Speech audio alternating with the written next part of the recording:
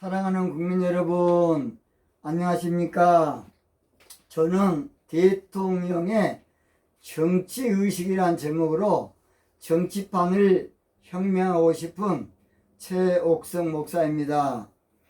저는 대통령의 정치의식은 정직히 한다는 것입니다. 정직.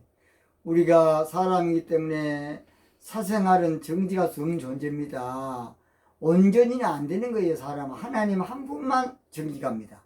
성경은 분명히 사람은 다 거짓된 존재라고 로마서 3장에 말씀하고 있습니다.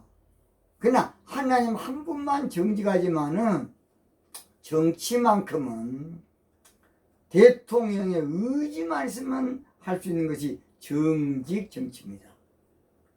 정직 정치는 가장 수준 높은 정치예요. 정직 정치는 차원 높은 정치입니다. 올바른 정치예요. 멋진 정치, 공정한 정치, 정직은 공평한 정치예요. 오늘 저는 차기 대통령은 정직 정치가 선정을 베푸는 정치임을 알아야 한다. 선정. 바로 통치자는 선정을 할 줄 알아야 선한 왕이 되고 선한 대통령이 되는 것입니다. 구약성경 신명기 6장 18절에 정직 정치가 선량한 즉 선정을 베푸는 정치라고 그렇게 기록하고 있습니다. 제가 믿겠습니다. 신명기 구약성경 6장 18절 여호와 보시기에 정직하고 선량한 일을 행하라. 정직하고 선량한 일을 행하라는 것이에요. 그 말은 무슨 말이냐? 한마디로 정직 정치로 선정을 베풀어라. 사실은 정치적인 의미로는 그런 의미입니다. 이 신명기라는 성경은 모세가 이스라엘 영도자 모세가 이스라엘 백성들을 몽땅 그 아라바 광야라고도 하고 바란 광야도 합니다. 거기에 모아놓고서 민족 대부흥집회 설교를 했던 내용이 3편입니다. 3편. 신명기입니다. 신명기. 그래서 신명기를 어떤 사람들은 율법을 다시 반복한다는 것인데 그게 아니고 모세 부흥집회 3편의 설교입니다. 설교. 저는 이 신명기의 말씀을 정치 관점에서 말씀드리려고 합니다. 제가 그랬죠. 함석헌 씨, 함석헌 이제 고인됐죠.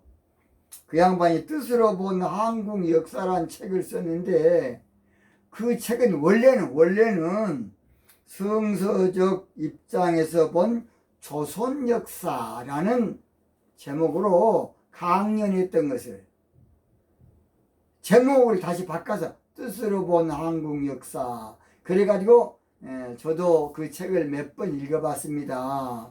신학교 때 몇 번 읽어봤습니다. 그래서 사실은 성경을 통해서 나름대로의 정치 문제를 해석해 준 분이 바로 함석헌 씨입니다. 저는 성경적 입장에서 본 정직 정치입니다. 성경적 입장에서 본 정직 정치. 약 앞으로 70강이 넘어가도록 성경에서 정직 정치를 뭐라 하는가 하는 것을 제가 자세하게 말씀을 드리겠습니다. 본문에서 모세는 정직 정치를 강조하면서 정직 정치가 가장 선량한 정치다. 뭔 정치? 선량한 정치예요. 선량하다는 말은 정치적인 말로는 선정을 베푼다는 말이고 선량하다는 이 말은 사실은 번역본에는 선한 정치로 나옵니다. 선한 일 또는 선한 정치, 선한 일로 나와요. 공동 번역에서는 좋게 보이는 일, 좋고 보이는 정치, 아름다운 정치, 가장 좋은 정치가 바로 정직 정치입니다. 정직 정치. 그래서 오늘 우리나라의 정직 정치가 울려 퍼져야 되겠어요. 아름다운 노래 정든 그 노래가 우리나라에 막 울려 퍼질 노래가 바로 정직 정치입니다. 산골짜기마다 들려오는 노래, 그게 바로 정직 정치가 되겠습니다. 언제 들어봐도 정겹고 즐거운 노래, 그것이 바로 정직 정치가 되겠습니다. 성경은 악한 정치와 선한 정치인 정직 정치로 두 가지가 나옵니다. 이렇게 정직한 왕과 악한 왕 두 가지가 나와요. 가장 악한 정치가 무엇인 줄 아십니까? 하나님께 기도하지 않고 하는 정치가 가장 악한 정치. 그래서 기도하는 왕들은 다 선한 왕으로 성경에 나옵니다. 사람은 다 거기에요. 권력을 잡으면 내가 자신을 잃어버려요. 내가 막 최고 뭔가 지존자인 줄 알고 아닌데 기도해야 됩니다. 기도. 가장 악한 정치는 세상적으로 뭔 정치인지 아세요? 이념 정치가 가장 악한 정치입니다. 이념 정치. 뭔 정치? 이념. 제일 더러운 정치가 바로 이념 정치입니다. 자, 그렇죠. 제일 비렁물 정치가 바로 이념 정치라고요. 제일 비렁물 정치. 거지 같은 정치가 이념 정치입니다. 이념 때문에 얼마나 많이 죽었습니까? 저는 여순 반란 사건, 저 고향 여수 아닙니까? 동부 육군의 가부 총일이었습니다. 가부 총. 남자가 좀 괜찮은 사람은 다 죽였습니다.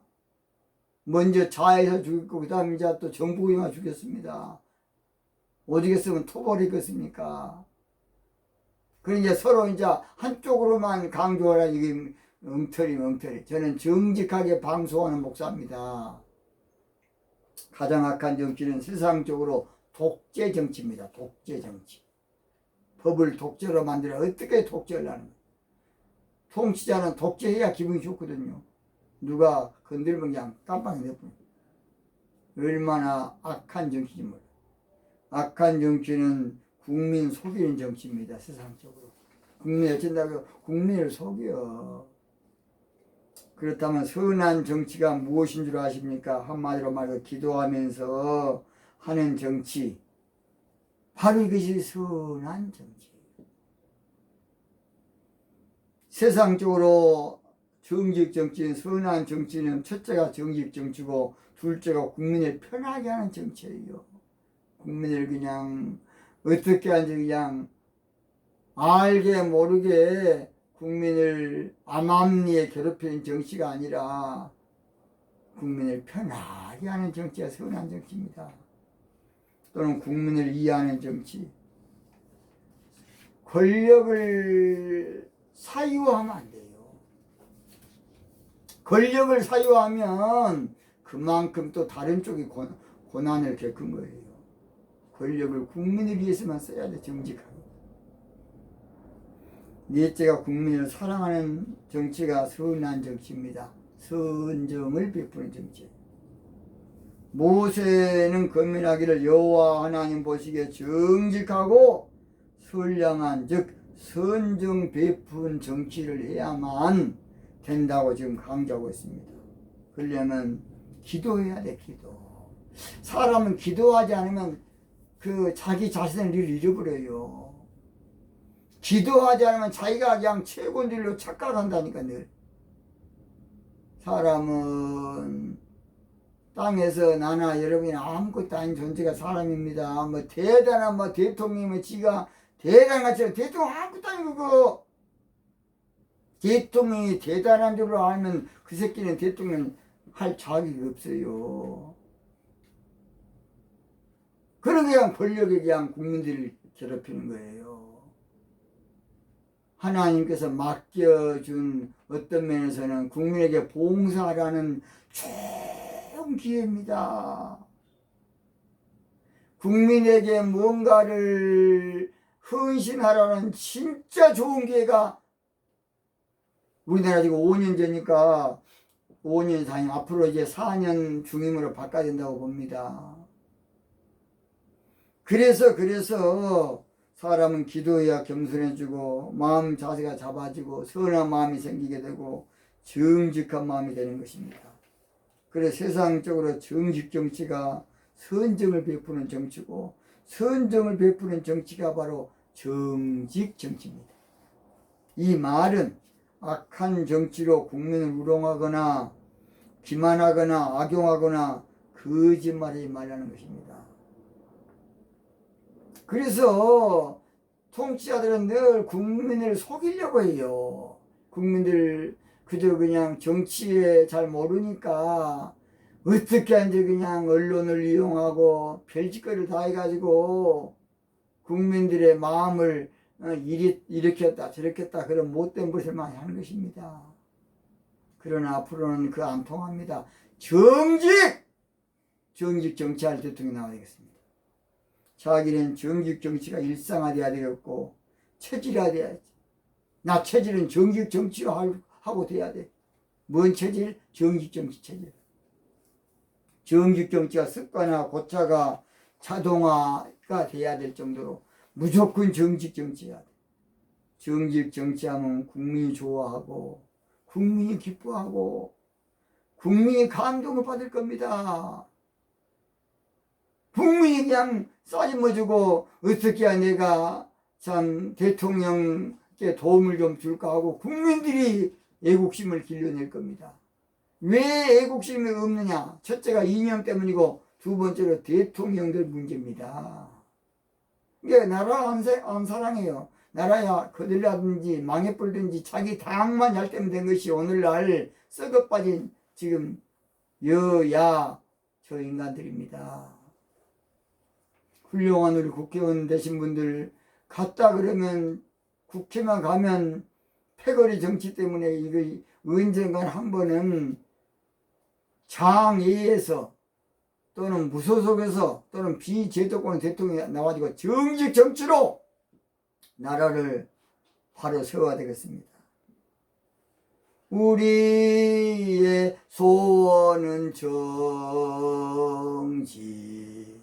꿈에도 소원은 정직, 이 목숨 바쳐서 정직, 정직 정치합시다. 우리나라 살리는 정직, 이 민족 살리는 정직, 정직이어서 오라, 정직 정치 어서 오라. 정직 정치가 이제 생겨야 됩니다. 그렇다면 정직 정치로 선정을 베푸면 어떤 일이 나느냐? 첫째로 오늘 신명기 6장 18절에 여호와 보시기에 정직하고 선량한 일 행하라 그리하면 내가 복을 얻고, 그래서 정직 정치로 세상에서 정치 선정을 베풀면 복을 받게 됩니다. 뭘 받게 된다? 복을 받게 돼.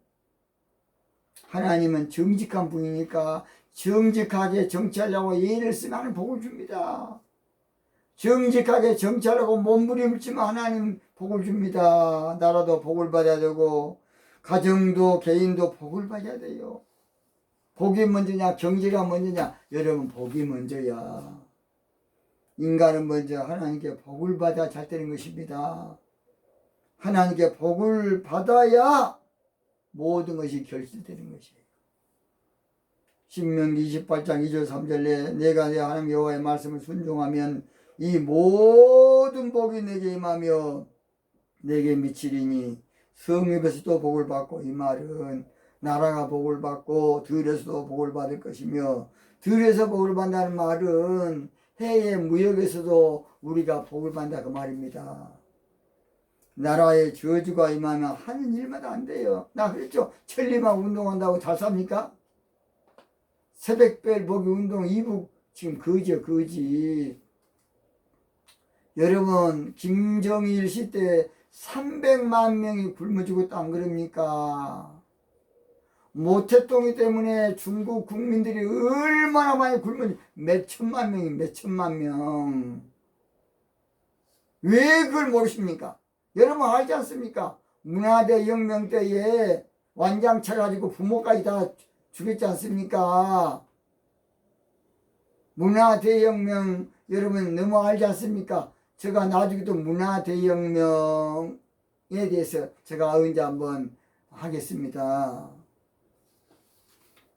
그래서 무엇보다 가정이나 개인이나 나라나 하나님께 복을 받아야 됩니다. 복 주신 분은 하나님이십니다. 복을 허락하신 분도 하나님이십니다. 천지 마음을 하나님이 주셨어요. 나는 왜 목사가 됐냐? 딱 천지 마음을 태초에 하나님의 천지를 창조하시니라. 우리 부처님이 세상을 만들었다면 나 부처님이 되래요. 남묘호랑교님이 세상을 만들었다면 나는 남묘호랑교님이 됐을 겁니다. 공자님이 세상을 만들었다면 공자님이 됐어. 그러나 태초에 하나님이 천지를 창조하셨기 때문에 하나님이 있는 겁니다. 그리고 목사가 됐습니다. 그리고 정직 정치를 지금 강조하고 있습니다. 그래서 신명기 28장 16절 19절에 저주가 임하면 어떻게 아십니까? 성읍에서 저주를 받고 들에서 저주를 받을 것이며 내 강교와 떡반 육골 저주. 하는 일마다 안 된다는 게 저주가 임하면 하는 일마다 안 돼. 그래서 옛말에 그런 말 안 씁니까? 뒤로 넘어지는데 코가 깨져버려. 저주가 임하면. 뒤로 넘어지면 머리만 깨져있거니 뒤로 넘어져도 코가 깨져버린다니까. 내가 잘해놓은 것이 내 무덤 파게 되고 정직 정치로 선정을 베풀면 하나님의 축복을 주고 도와주고 붙들릴 겁니다.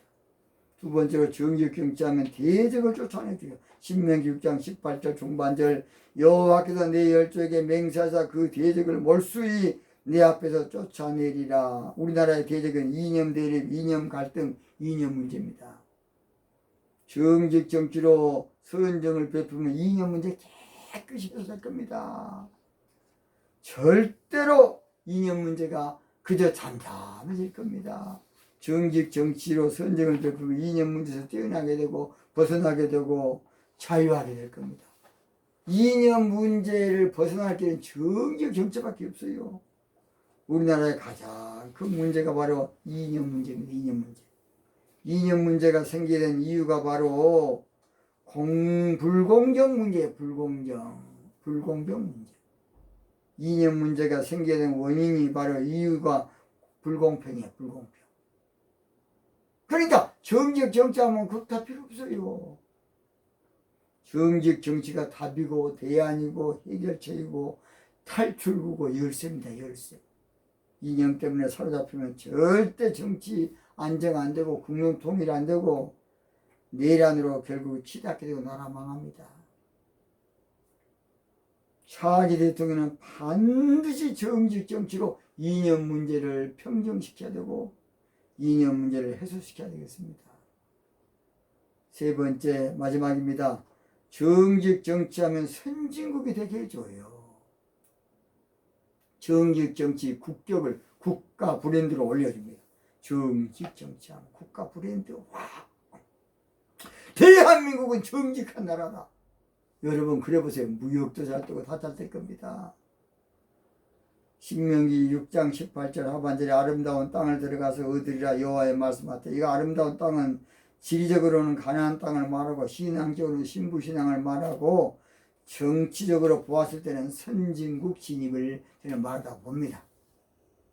아름다운 땅은 수준 높은 나라, 차원 높은 나라, GNP가 높은 나라, 인권 있는 나라, 아름다운 땅, 자유가 있는 나라, 뭐 있는 나라, 자유가 있어야 돼. 공산주의는 뭐의 문제야? 자유가 없어요. 자유가 없는 나라가 좋은 나라입니까? 언론, 출판, 결사의 자유가 있습니까? 북한에? 없어. 인권이 있습니까? 세계 최악의 인권국가 북한이야. 근데 북한 좋다는 사람은 나는 이거 또라이도 아니고 저거 정신 빠지는 거라 봅니다. 물론 대학교 다닐 때에 공산주의 이론을 배워서 그냥 거기에 빠져서 이제 그러겠죠. 이제 그것만 아는 거야, 이제. 우물 안에 개구리처럼. 그래서 그래요. 그분 나쁜 사람들 아니에요. 어쩌다 보니까 그 물이 들어서 그래요. 그러나 이론과 실제가 다른 것이 바로 공산주의. 그러니까 실제 나타나면 공산주의는 다 거짓말이 돼버려요. 그러니까 공산주의는 결국은 다 거짓말이에요. 계급사회 없습니다. 계급사회 그것보다 센 데가 있습니까? 결국은 배급으로 나눠주고 어쩌고 다 결국은 독재 국가가 되는 것이 공산주의 사상이에요. 뭔 사상? 독재 국가 사상. 다 독재 아닙니까? 그래서 수많은, 자, 이북에 인권 있습니까? 없어요. 오죽했으면 탈북하겠습니까? 오죽했으면 김일성이 지하에서 흥남 부대에 출소했겠습니까? 그런데 그냥 뭐 어떤 도라는 사람 김일성 훌륭한 장군이라고 그런 학자가 돼 거짓말하고 있어 그냥. 그것도 MBC 방송에서 그러면 안 됩니다. 양심을 찾아야지. 정직하게 말해야 돼, 강사하지 학자들이. 북한은 독재국가니까 절대 자유가 없고요. 절대로 앞으로 인류가 허용할 수 없는 나라입니다. 정직 정치는 아름다운 땅인 선진국에 진입하고 세계에서 뛰어난 국가가 될 겁니다. 차기 대통령이 정정치만 하면 삼천리반도 금수강가 됩니다. 세계 으뜸 열방에 불어하는 열국으로 하는 삼천리반도 금수강, 삼천리반도 금수강산, 하나님 주신 동산, 삼천리반도 금수강산, 하나님 주신 동산. 할렐루야. 저는 사실은 그런 마음이 있습니다. 저에게 혹시라도 이 나라의 지도자로 한번 세워주시면, 지금 4차 산업혁명 시대가 돼가지고 이제 사람들이요 직장도 별로 없어요. 이제 뭐 해야 되느냐, 에덴 동산을 만들어야 돼. 그래서 다 유실수 심기 운동을 해가지고서 아무쪼록 유실수가 풍성한 나라. 저는 옛날 청주도 가보고, 저는 안 가본 데 없어요. 하천도 가보고, 오늘도 이제 수원천 가겠습니다만은 각 지역마다 대전천도 있고 천변에다가 유실수를 심어놓으면 얼마나 좋겠습니까? 저는 청계천 이명박 대통령이 만든 거기서 운동도 많이 하고 거기도 유실수를 좀 심어놓으면 얼마나 더 좋았을 것을. 노래 부를 때 종로에는 사과나무가 열리고, 나는 그런 나라, 그런 세상을 꿈꾸고 있습니다. 우리나라가 아무쪼록 별천지로 만들어 놓을 저는 자신이 있습니다. 별천지로. 여러분, 제가 부족합니다. 여러분이 저를 좀 믿어 마십시오. 우리나라를 별천지로 한번 만들어 놓겠습니다.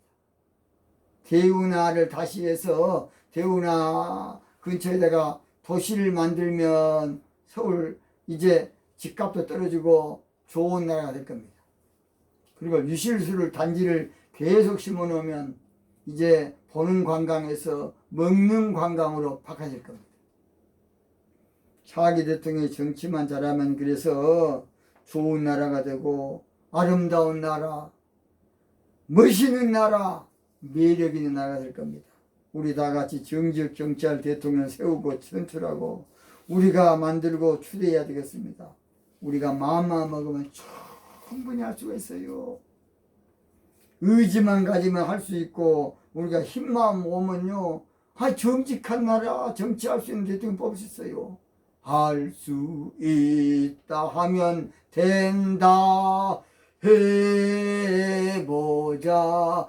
정직 믿는 자에게 능치 못함이 없으리라. 정직, 나는 부족해도, 나는 약해도 주님 도와주신다. 정직 의심 말고 두려워 말라. 기적이 일어난다. 정직 말씀 안에서 믿음 안에서 할 수 있다 해보자. 정직하면 선정을 베풀게 되고 대적을 제거해 주시고 선리국가 만들어 하나님 복을 줄 겁니다. 나는 반드시 차기는 정직할 대통령이 된다고 믿고 있습니다. 이제 구호 한번 외치고 마치겠습니다. 정직로 선정을 베풀 대통령을 뽑기 위해서 뭉치자!